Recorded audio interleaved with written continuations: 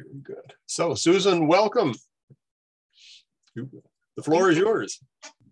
Good to be with you all. I did put together a few PowerPoint slides just because sometimes it's nice to have some photos as we're talking, but I will go through them quickly just to kind of guide my comments and then open it up for conversation. How's that sound?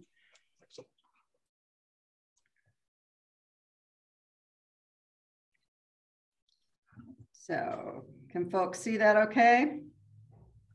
Yep. Okay. Let's get the. So I know you had my colleague also from PDA join not too long ago, I think, Jim Kirk, right? Came and spoke about our response. Most people, when they think of Presbyterian disaster assistance, think about natural disasters. And certainly our mission across whatever kind of emergency situation we're responding to or any kind of displacement, we are mindful, we are there to witness to the healing love of Christ. Most people think of us as a ministry of relief and response to disasters. That is certainly true. But in all the various reorganizations of PCUSA over the years, we are also the ones with the General Assembly mandate to aid refugees and displaced persons, including resettlement. And that language really goes back to World War II. I think this graphic is helpful in thinking about when we talk about refugees. PDA specifically has that mandate related to humanitarian service to refugees. Another phrase you'll hear when we talk about refugees are asylum seekers. So in US law and in international law, asylum is the word for meaning protection. So you seek protection, you're an asylum seeker, and you are a refugee. And you have to be a person already outside your country. So even though, like right now with Ukraine, you hear people talk about Ukrainian refugees inside Ukraine, by our definition, you're already outside your country. You've crossed a border. And you have to be unable to go home because of a well-founded fear of persecution. So that can be a fear of persecution. It doesn't have to be that you already have been persecuted. And it has to be tied to one of these 5 reasons. You can't just be fearful of any type of violence or persecution. Race, religion, nationality. Race can also include ethnic group, political opinion. So that can be that you actually are involved in some kind of political campaign, but it can also be that you live in a certain part of the country, or you are affiliated in some way with a group of people that they impute you at that. They infer that political opinion on you, even if you never spoke up about it. And then members in a social group is a fairly broad category that has been used to talk about social groups within society, like women or youth, but it's also been used to talk about membership in different types of social groups, like a faculty association or a labor association, those kinds of things. A few years ago, we got help doing a survey of PCUSA congregations.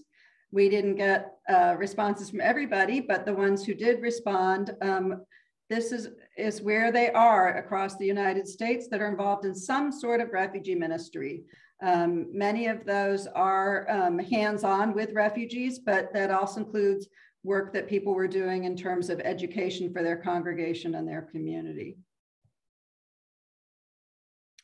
Within the scope of our humanitarian work, that includes people that are coming as asylum seekers to the US border. And so we've provided assistance and also both grants, financial assistance, as well as guidance, technical support to groups working along the border. Many refugees, asylum seekers end up in our immigration detention system under a 1996 immigration law.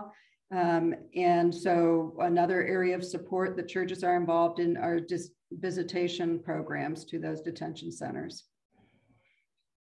When people are released that do come through airports, borders, or from detention centers, there are congregations and interfaith programs all across the country working both in that short-term transit, might be an overnight shelter, might be meeting people at a bus station or airport to help them get on their way while they move into the community to join family, friends until they can finish their immigration processes. And then we have those that are receiving them in their destination communities, providing them accompaniment services, which can range from simply befriending and providing some local orientation and connections, networking them into other services they need in the community, all the way up to providing housing and really kind of wraparound support for them. Our work includes the Afghan arrivals that have been coming to the United States. They have now been assigned through relationships between State Department and a national network of refugee resettlement organizations.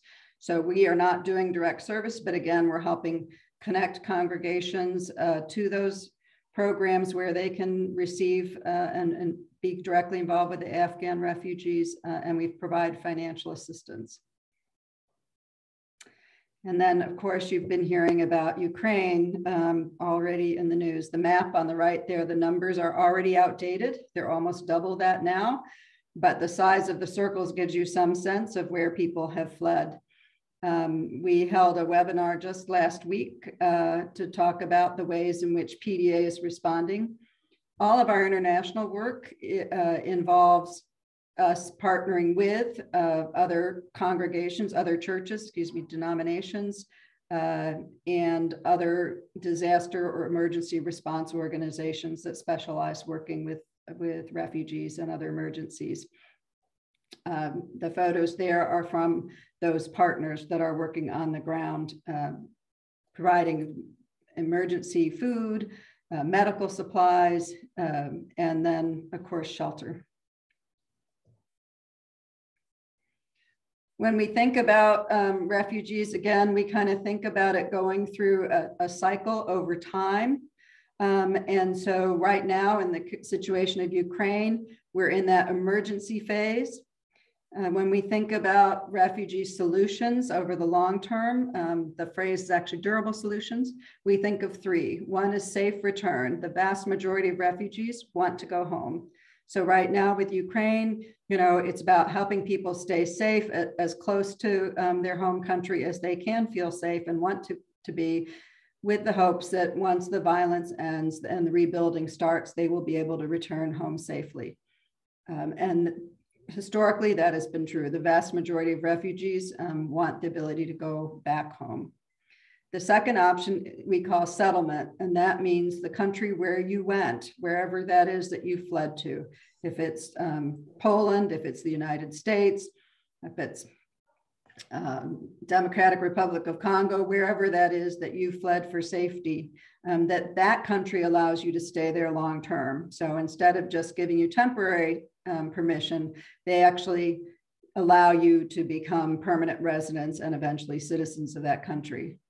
And then the third solution is what we call resettlement. So that is actually moving you to a third location. You've already left your country, you're in a second country, but instead of staying in Kenya, for example, you then relocate from Kenya to the United States. This map is a couple years old, but it gives you a map of all the local offices around the country that are involved in refugee resettlement. And it's expanded a little bit from this, but the pattern is pretty similar. You can see a lot on the eastern side of the United States, not quite so much in the middle, and then quite a few offices also on the West Coast. So as I said earlier, there are 9 national organizations who partner with the government to set up the local reception of refugees that are resettled, that third option. And they in turn have their own local network. So the different colored squares represent the different networks that are out there.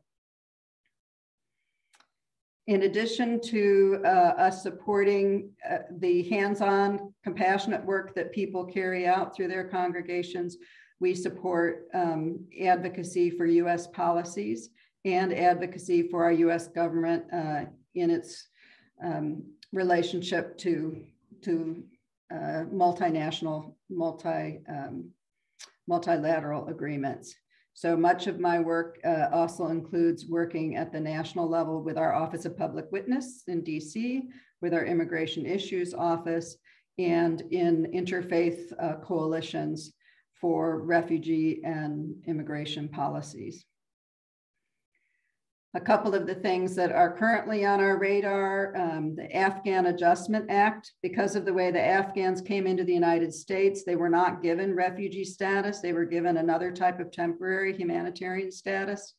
And that means they don't have a natural way to become permanent residents. So there is an Afghan Adjustment Act that would give them a pathway to stay here long-term. Without that, their permission to be here will expire. One of our national partners is called the Refugee Council USA, and they're actually organizing these virtual refugee advocacy days the week of May 9th, and that brings together refugees themselves, staff that work in the refugee resettlement, as well as local faith leaders and advocates. And then lastly, World Refugee Day is on June 20th. That's been celebrated every year now for about 20 years. And that is a great day for churches and all their local groups to come together and lift up refugees in their community, to do awareness kinds of activities. Some do like festival types of things with food and music, but it's also a great time to organize and invite people to participate in future activities together. And one of those being August. August is when our members of Congress take their recess from business and are home. And it's a great time for people to set up meetings with their members of Congress to share their stories about their experiences with refugees and asylum seekers, maybe again in partnership. So that's the end of my presentation, and I can share with Larry or others this page of all the different ways that you can find our information. I know sometimes navigating the Peace USA website can be challenging. So with that, I will stop sharing and see what kind of questions or conversation. Yeah, so Susan, one of the main things that's on my mind is how difficult it must be for people coming from somewhere like, say, El Salvador, where there's just such lawlessness and people are afraid just to live in that country. And so how does that kind of situation, how does our system address that kind of situation? People seeking asylum because they're afraid just to live in their country. Yeah, that's a great question. And the situation in Central America has been challenging, I think, for the refugee law in certain aspects of it. In order to be considered through the asylum process, you do have to tie it to one of those 5 reasons. Mm-hmm. And so it also means that that the government has to be either unable or unwilling to protect you. Mm-hmm. So if it's at the hands of the government, then that obviously answers that question. If it's another actor, then that question comes up about, well, who are they and what's the level of influence they have, and is the government able to or willing to protect you from it? Yeah. And the change we've seen in El Salvador over the years is that what people often refer to as gang violence has really become much more sophisticated than that, because it's got now allies with organized crime. And there have been cases that have been successful in them getting asylum, but it's not the typical kinds of actors that we think of when we think about, right? Like with the war of Ukraine, you think of this military force against another military force, mm-hmm. or we think of terrorist organizations who are, again, have very specific political aspirations. In the case of these criminal organizations in Central America, they actually are controlling the political process because they're making relationships with the political powers. Many cases, the mayors, the police, different government actors are actually working in cahoots with the criminal organization. So to the extent that they can make that link and that it isn't just random violence, then they can make a successful claim. Mm-hmm. It's further complicated, however, because of what we're doing at the border, and that is that that unlike a refugee who might already be here in the United States or that might be in a refugee camp with UNHCR, when that person from El Salvador gets to our border, they have to first go through an interview to see whether they have any reason to be afraid. We call that credible fear. So, you know, I'll use kind of the example. I often use like the Canadian example. If I came to the border and said I was afraid, you know, from the Canadian government, I'd probably be looked on with suspicion about making that claim, right? There might be circumstances where that could be true, but you know, so there's one kind of initial thing about that. But now, since the last presidential administration, we've had this policy called Remain in Mexico. So they're actually pushing them back to Mexico while they wait for the opportunity to go to an immigration judge. So instead of being allowed into the United States where they're safe and then can get, you know, hopefully try to get an attorney, because you're not provided an attorney, you'd have to find your own. If they find that attorney to help them make their case. But if they're pushed back to Mexico, now they're back in Mexico where they don't have access to those immigration programs. They don't have access to safe space. We've created all sorts of barriers now for them to be able to explain even why they want to seek asylum. So there's a lot of procedural things that we've been doing to make it more difficult for that person. Yeah. And what about this new first country of arrival ruling, where you're supposed to apply for asylum in the first country you get to when you leave yours? Yeah, that's been going on for a long time. And actually, we have a memorandum between the US and Canada, for example, that says that. And the Canadian-US agreement, the only exception is about family ties. But one of the considerations is supposed to be, one, does that country you go to actually have a process for asylum? And are you safe in that country, right? So do they actually have a meaningful process? I mean, Mexico has now spent a lot more energy in the last few years improving their asylum system, but it's still much smaller than what we have developed in the US. So for many countries, they don't really have a good process for people to do that. Okay, thank you. I think it's also helpful to understand the difference between someone coming as an asylee and a refugee. Both are in need of humanitarian care, but the way in which they're treated, it seems to me, is vastly different.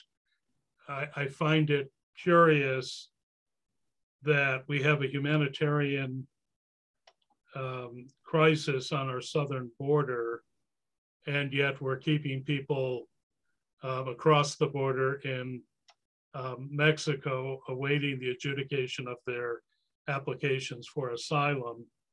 And just in the last couple of weeks, the president announced 100,000 people coming from Ukraine. Also another humanitarian crisis, and yet one group is treated in a way vastly different than the other group. And I'm assuming the Ukrainians would be coming as refugees. Or do you know, will they be treated like the Afghan asylees? Well, so there's not been enough information yet to know exactly how they're going to do that. I can tell you some Ukrainians have shown up already at the US border in California and as asylum seekers. And after being turned back initially, they actually were given exception and were allowed to come in. So that's an interesting comparison right there. To your point, it is our US law that decided to make this distinction about what process you go through depending on how you get here, which is problematic because what makes you a refugee isn't about how you traveled, it's what happened before you traveled, right? And so, but that's not the way we've set it up. And there's been a lot of debate around this question of whether we can deter people. Well, you know, deterrence might work if people are kind of moving on a whim, but if you're moving to seek safety for your life, these efforts don't work. So you're right. I mean, now they're pushed back to Mexico. Even if they get to the court, they're put into a court proceedings where they have a judge, where they have a US paid for attorney for the US government, and then they're by themselves unless they can find a nonprofit attorney or pay for an attorney. The refugee processing overseas is one officer interviewing you, right? So, and same thing in the country. If I were a Ukrainian studying in the US, for example, in February, I could now apply for asylum in the United States. I wouldn't have to leave. I could go and apply. In that case, I would also just go before one officer in basically an office type of setting. So just by putting you into that immigration court system that is much more adversarial, you're already making it harder for the person to make their asylum claim. Right. Yeah. Yeah, it's been very hard for us. I think a lot of groups are trying to figure out the language to talk about this because we definitely believe that, you know, the Ukrainians deserved protection too, right? I mean, this is now growing to be, it's going to be as big a displacement as the Syrians, as big a displacement as the Afghans. It is growing to be one of the largest refugee crises we've had in the, well, certainly 21st century, but literally in the last 100 years. It's going to rival many of our other major refugee situations. So we clearly want to be supportive of that. But we've been advocating for temporary protective status for Cameroonians for almost 5 years and still don't have it.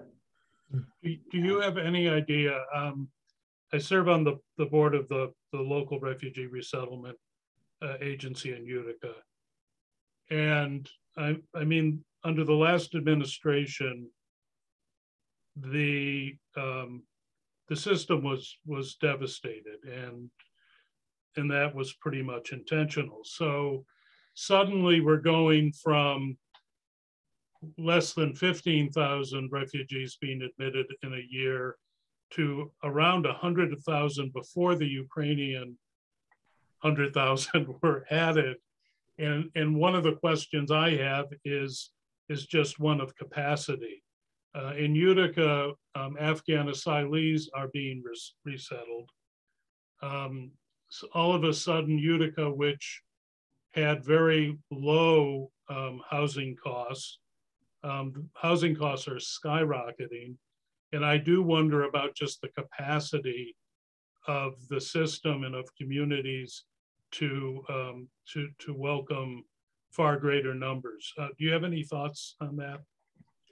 It is a big challenge, and you're right. They really decimated the program, which not only meant just in general you didn't have staff working there, but one of the first positions that were cut in a lot of the local offices was the staff that worked with the community, the ones who were the volunteer coordinators, the ones who did the congregational outreach. And so they're having to rebuild all of that. And the work I've been doing with the Afghans, for example, we've just had location after location where they'll say, we need help with A, B, C, D, and they'll have a long list of things. But then when you try to follow up with it, they don't have the staff to follow up with you on it. It's something that I think we're very concerned about. We've been told that the apartment vacancy rate is about 1%. So that's a challenge. Affordable housing has been a huge issue for years. I think anybody that works on issues of affordable housing know that. And so how do we build more affordable housing stock in general is not going to be solved in 6 months. It's a long-term project. And that's one of the major focuses we've had in reaching out to people saying, you know, do you have a capacity to help build and expand the affordable housing for refugees as part of whatever you're doing. So that's, I think that for the most of the locations, their capacity to integrate in terms of the, is it overwhelming numbers to a city, I feel less concerned about, although it's also true that refugees aren't just being spread out over an entire community. They tend to be resettled in blocks where there is affordable housing available, where it's easy for caseworkers and others to work with them. And so that means the impact tends to be concentrated on certain schools, not all schools, those kinds of things. It took us almost 6 years to rebuild the resettlement program after 9/11. In 9/11, they just completely stopped resettlement. It took us 6 years to get the whole system kind of back on par. Thank you. Yeah. Susan, we have a community of Myanmar Muslims here in Utica. And we've had them as guest speakers on this Tuesday call twice so far. Do you have does PDA have any involvement with Myanmar at this point? Not directly. Certainly back when they were first coming, we were more involved in those issues. Those are examples of also advocating for different populations to be recognized in order to get access to the resettlement. And then every once in a while, we do hear from different congregations that are doing that work. So yeah, they were a fairly large, I think about 60,000 came from Myanmar. Yeah. Utica has a particularly large group of people from Burma, primarily ethnic Karen. Probably Utica is a city of just north of 60,000 population in the city itself, and about 5,000 plus are at this point from Burma. So there's a huge concentration here. Yeah, I remember being in Utica. I used to, before coming to work for PCSA, I worked for Lutheran Immigration Refugee Service. And so I remember coming a couple times up there. And wasn't there a Baptist church, it seemed to me, that had very large, yeah. So I understand. Yeah, I was the pastor of that church for 17 years. Okay. Yeah, I do remember that. Yeah, our paths may have crossed. Susan, I wonder if you could, or maybe I'm making this more into something in my mind than it actually is, but in regards to the advocacy and policy work that is addressed, could you speak to the relationship between the terms and the categories of immigrant and refugee? Because I think on some levels, those are two very different things, but it seems to me that when we're talking about what we as a church are advocating for and working toward, we tend to use those terms fairly interchangeably. And I can see where for some that might be confusing, but for others, sure. Anything you could say toward that end? Yeah, well, so immigrant is broadly the term we use when we're talking about people who come with the intent to stay, right? To distinguish them from somebody who's a tourist or a student or some other temporary way of staying. And that's all that means. So it doesn't tell you why they're coming. The work that PDA takes on is we really focus on the kind of the humanitarian aspect of that, which is about 10% of that population. And that is refugees. And where it starts to get blurred is that we also have other types of immigration status we sometimes use to help people in a humanitarian situation. I mean, the Afghans is a perfect example of that. They're given humanitarian parole. I mentioned the temporary protective status.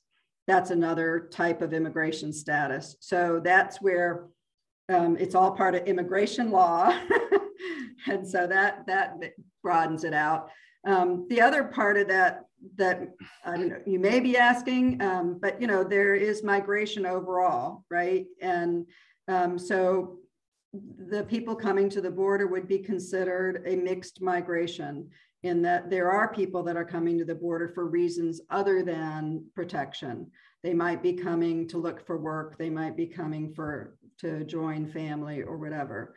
And so there are also larger discussions about the right to migrate, whether you have the right to move for reasons other than seeking protection. I love it. Some of our colleagues in Central America say, you know, we should have the right to migrate and the right to not migrate. In other words, we should have the conditions that don't push us to have to migrate, right? But when we do need to move, they want the right to move. So that's why you're right. They do get blended. I talk about refugees, people forced to migrate. I talk about humanitarian situations. And there is definitely a gray area in the middle of that. But some of our Peace USA policies do talk about larger immigration issues than just those. The DACA program that people might be familiar with, children who were brought here by parents, so they were undocumented, but brought as children, undocumented children. And so again, it's not looking that's not looking at why they came here, it's just looking at how they came here. I think that's been some of the confusion recently in some of the circles that I had previously been moving and ministering and conversing. There was always an argument against allowing people to come because they were just migrants, and you know, the migrants are coming to take our jobs or take our places or over, and they're classifying it in that kind of framework of thinking, which then doesn't really acknowledge the humanitarian or the political crisis aspect of it, which for them might fall under refugee status, but they're not thinking of them and viewing them in terms of being refugees. They're migrants. And so yes, and so in the media, you'll often see that debate, and you'll see government officials often use the word migrant as a way to distance themselves from that responsibility. Because in the international and US law, it's very clear that there is government responsibility, right? It says if a person can't be protected by their country and they come to your border, you have to let them in. You can't send them back to their danger of death, risk of death. And so one of the ways that governments say, I'm not responsible for that group, is to say they're migrants, and to blur that line. Yeah. Thank you.